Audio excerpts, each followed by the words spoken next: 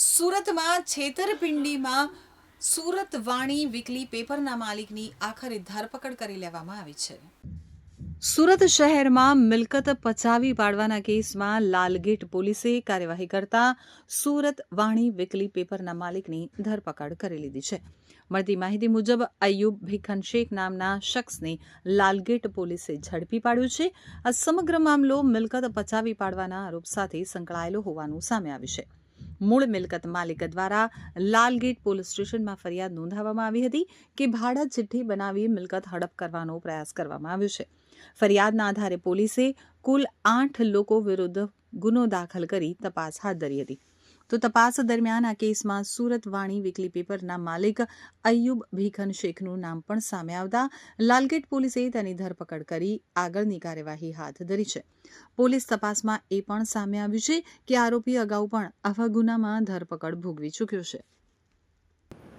8/3/2026 ફરિયાદી મોહમ્મદ ફિરોજ મુનશી રહે વરિયાળી બજારના એક ફરિયાદ આપેલી.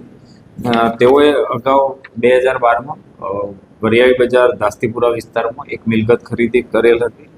તે મિલકતમાં હાલના ધરપકડ કરાયેલ આરોપી તથા બીજા અન્ય આરોપીએ પોતે એના માલિકના વશત ત્યાં એના માલિક છે એ રીતના ભાડા ચિઠ્ઠી બનાવેલી અને એ ભાડા ચિઠ્ઠીમાં પોતાની સહીઓ કરી જાતેથી અને એ ભાડા ચિઠ્ઠીઓ સાચા તરીકે ઉપયોગ કરવા માટે વાપરેલ હોય.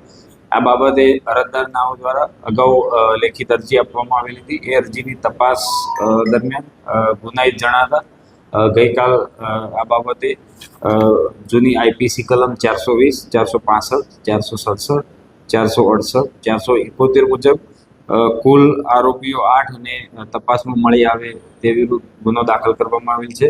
અને ગઈકાલ તપાસ દરમિયાન આ કામના આરોપી નંબર 5 અયુબ ભીખન શેખ નાઓ મળી આવતા તેમની ધરપકડ કરવામાં આવી છે. પ્રાથમિક પૂછપરછમાં હાલના ધરપકડ કરાયેલ આરોપી સુરત વાણી નામનું વીકલી ન્યૂઝપેપર ચલાવે છે અને એના એ તંત્રી તરીકે છે.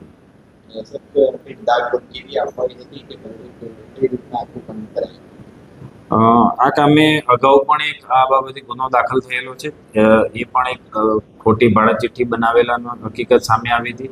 ત્યારબાદ આ કામના આરોપીઓ જે ધરપકડ કરાયેલ છે તેના સંબંધીઓ દ્વારા પણ આ કામના ફરિયાદીને અગાઉ ખંડણી માગણી કરેલી હતી. એ બાબતનો પણ અગાઉ ગુનો દાખલ થયો હતો અને હાલમાં ખોટી ભાડા ચિઠ્ઠીનો ગુનો દાખલ કરવામાં આવેલ છે.